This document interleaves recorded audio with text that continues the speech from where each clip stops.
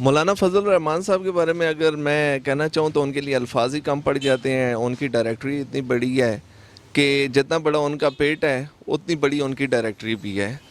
اگر آپ دیکھتے ہیں کہ مولانا فضل الرحمان صاحب پہلے جتنی بھی گورنمنٹس آئی ہیں ان کے ساتھ ایک چیلا بن کے پھرتا رہا ہے, جس کو آپ بوٹ پالش کہہ سکتے ہیں, جوتا پالش کرنے والا بندہ کہہ سکتے ہیں.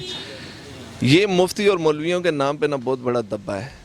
یہ بندہ کشمیر کے نام کے اوپر کتنے فنڈز نکل چکا ہے, اور کشمیریوں کی کسی قسم کی اس بندے نے آواز نہیں اٹھائی کشمیریوں کے بارے میں, اور یہ اس کمیٹی کا چیئرمین بھی رہا ہے. کشمیر کمیٹی کا چیئرمین ہونے کے ناطے اس کا حق بنتا تھا کہ انسانی حقوق کے بارے میں آواز اٹھاتا. کسی جگہ پہ میں نے اس بندے کا انٹرویو نہیں دیکھا ہے کہ اس بندے نے کسی جگہ پہ جا کے اس بارے میں آواز اٹھائی ہو کشمیریوں کے بارے میں. اپنے اگر کشمیریوں کو بھی ایک سائڈ پہ رکھیں, جس ملک میں یہ رہ رہا ہے, جس ملک سے یہ تنخواہ لے رہا ہے, جس ملک سے یہ کھا رہا ہے, وہاں پہ اس کی گورنمنٹ کے اندر کتنے واقعات بنے ہیں. پشاور کے اندر وہ اسکول کا جو معاملہ بنا تھا, جب یہ دھرنے پہ بیٹھے ہوئے تھے اس وقت یہ لوگ حکومت میں اقتدار میں بیٹھے ہوئے تھے. کہیں بھی آپ دیکھ لیں کہ اگر اس بندے نے مذمت کے بھی الفاظ استعمال کیے ہوں, میں نہیں سمجھتا کہ اس بندے نے مذمت بھی کی ہو کسی جگہ پہ. مولانا فضل الرحمان ایک بہت بڑا ایسا ٹینک ہے جس نے مختلف قسم کے چندے کھائے ہیں, مختلف قسم کے فنڈز کھائے ہیں. میں تو اس بندے کو مسلمان ہی نہیں سمجھتا. جو کل تک قادیانیوں کے بارے میں فتوے دیتا تھا کہ قادیانی یہ ہیں, قادیانی وہ ہیں, آج وہی بندہ قادیانیوں کو بھائی کہہ رہا ہے. آج سے 4 دن پہلے کا انٹرویو ہے جو اس نے جلسہ کیا ہے مردان کے اندر, اس میں اس نے کہا ہے قادیانی ہمارے بھائی ہیں. تو میں اس بارے میں یہ کہوں گا کہ یار اگر قادیانی تمہارے بھائی ہیں تو پھر تمہارے والد بھی مفتی تھے, آج تم بھی مفتی ہو, تو تمہیں تو اس بارے میں کہنا ہی نہیں چاہیے کہ قادیانی احمدی فرقہ جو ہے وہ مسلمان ہو سکتا ہے یا ہمارے بھائی ہو سکتے ہیں. غیر مذہب ہیں, ہم ان کو اسلام کے اندر نہیں سمجھتے. مولانا فضل الرحمان صاحب کے بارے میں اگر کہا جائے تو بے نظیر کی حکومت کے اندر سب سے پہلے یہ 96-7 کی بات 96-7 کی بات کر رہا ہوں میں, اس وقت بھی اس بندے نے نواز شریف کو چور کہا. 98 کے اندر جب نواز شریف صاحب آئے, یہ اس کے ساتھ اس وقت اس کو پذیرائی ملی ہے, اس بندے کو پھر کشمیر کمیٹی کا چیئرمین بنایا گیا. سب سے پہلی دفعہ یہ اس وقت کشمیر کمیٹی کا چیئرمین بنایا گیا جو کہ کاف لیگ سے حکومت بنی تھی. اس دوران بھی اس بندے نے یہ کہا کہ بے نظیر نواز شریف زرداری چور ہیں, مشرف ٹھیک ہے. آج یہ بندہ ڈیسک پہ کھڑے ہو کے یہ بات کر رہا ہے کہ جی وہ مشرف چور تھا.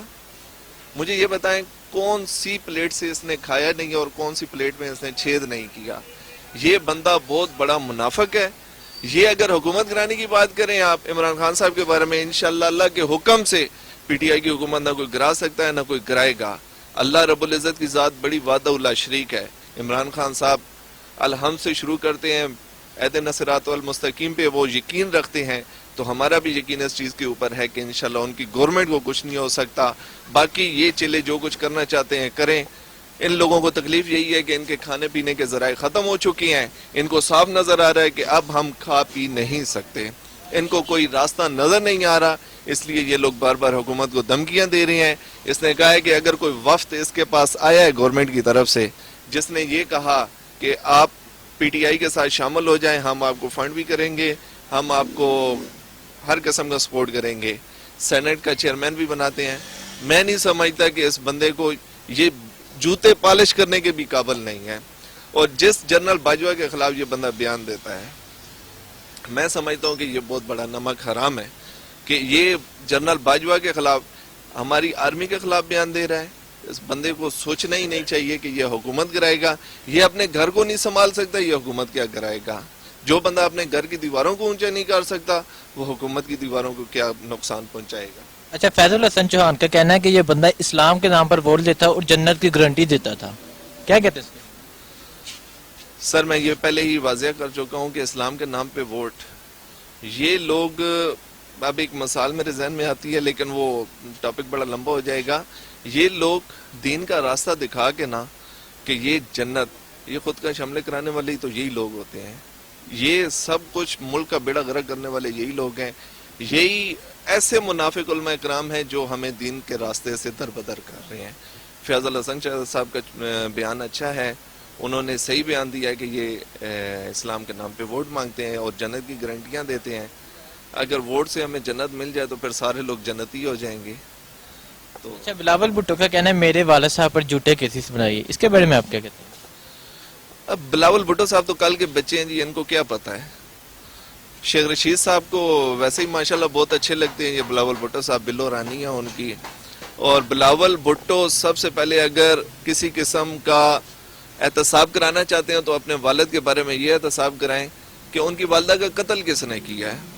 یہ لوگوں کے اوپر الزامات لگاتے ہیں، یہ کیس ختم کیوں ہو گئے ہیں، ٹھپ کیوں ہو گئے ہیں. زرداری کون سا ایسا فرشتہ ہے، کتنے کیسز تھے اس کے اوپر. جب یہ صدر بنا ہے تو یہ جیل سے آیا ہے، جیل سے آتے ساتھ ہی اس بندے کو صدارت کی سیٹ پہ بٹھا دیا گیا ہے.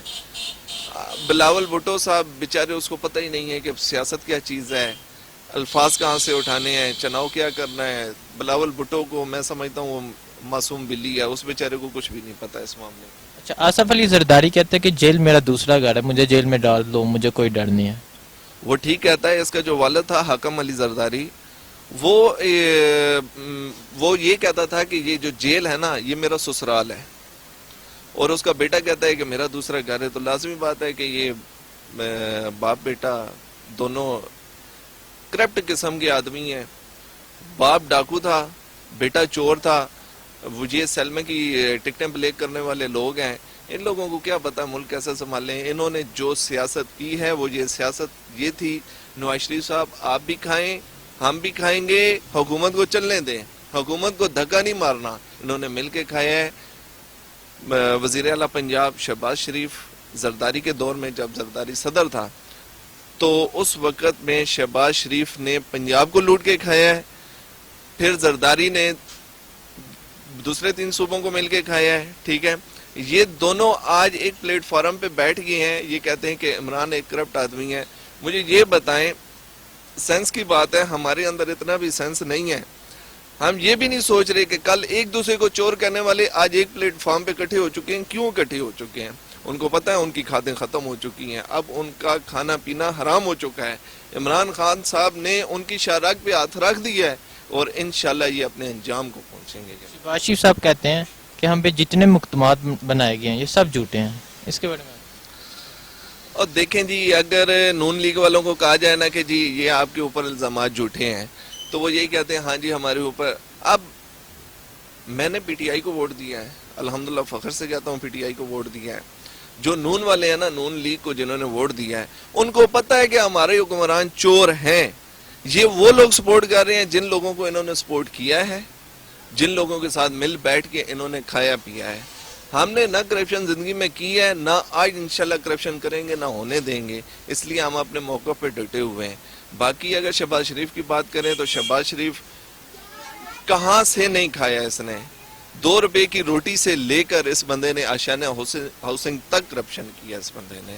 اور اس کا نام اس دن میں نے مریم نواز کی ایک ٹویٹ پڑھا ہے، تو اس کے اندر وہ کہہ رہی ہے کہ سن 2015 اور 16 کے اندر نون لیگ کی جو جماعت ہے اس نے بہت زیادہ کرپشن کیا ہے. تو مریم نواز صاحبہ یا صفدر صاحبہ ہیں جو بھی ہیں، وہ کہتی ہیں کہ یہ حکومت واقعی کرپٹ ہے. اب اس کو اتنا بھی پڑھنا نہیں آ رہا کہ وہ کون سی حکومت کے بارے میں بات کر رہے ہیں، اس کو سمجھ ہی نہیں آ رہی. بعد میں وہ ٹویٹ ڈیلیٹ کر دی، اور بعد میں وہ ٹویٹ ڈیلیٹ ہو گئی ہے. دیکھیں نا، یہ کرپشن کی کہانیاں ان کے اپنے گھروں سے نکل رہی ہیں. السلام علیکم. وعلیکم السلام. اچھا، مولانا فضل الرحمان کہتے ہیں کہ ہم اگست تک مہلت دیتے ہیں کہ آپ استعفیٰ دے دیں ورنہ ستمبر میں حکومت گرا دیں گے، کیا کہتے ہیں اس کے بارے میں؟ بسم اللہ الرحمن الرحیم. ایاک نعبد و ایاک نستعین. یہ ہمارے لیڈر کا پہلا موقف ہوتا ہے، اور حکومت تو گرانے کی دور کی بات ہے. مولانا فضل الرحمان صاحب ہمارے لیڈر کے سامنے بیٹھ کے بات چیت نہیں کر سکتا، اس میں ہمت ہی نہیں ہے، کیونکہ وہ ایک کرپٹ آدمی ہے. ایک تو کرپٹ ہوتا ہے نا، جو بڑا کرپٹ ہے، بڑے پیٹ والا ہے.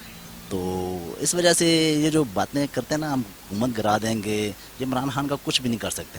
وہ ایک ایماندار آدمی ہے، اور 71 سالوں میں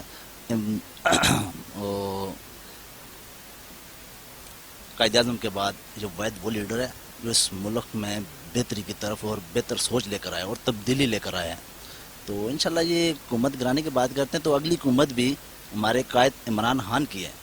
تو انشاءاللہ یہ ان کی سوچ ہے، حکومت گر جائے گی، گرے گی نہیں، انشاءاللہ اگلی حکومت بھی اسی کی ہے۔ اچھا، بلاول بھٹو صاحب کہتے ہیں کہ میرے والد صاحب پر جھوٹے کیسز بنائے گئے، اس کے بارے میں آپ کیا کہتے ہیں؟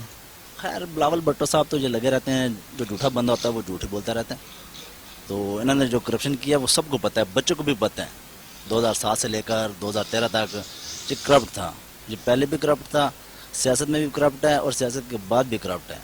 تو اب جو لوگ پیپلز پارٹی میں نا، تو وہ لوگ بھی پیپلز پارٹی سے باہر آ رہے ہیں، لیکن کرپٹ بندے کا کوئی بھی ساتھ نہیں تھا۔ ایون کہ ہم تو پسند ہی نہیں کرتے پیپلز پارٹی کو۔ اور اچھا، وہ تو کہتے ہیں عمران خان حکومت چلانے کیا ہل نہیں ہے۔ عمران خان آئل نہیں ہے، عمران خان نے ان کو ایسے پکڑا ہے جیسے شیر ہرن کو پکڑ لیتا ہے، جب وہ اس کے دانتوں کے نیچے آ جاتی ہے نا، تو وہ اس کا ایک ہی راستہ ہے کہ مرنا مرنا مرنا۔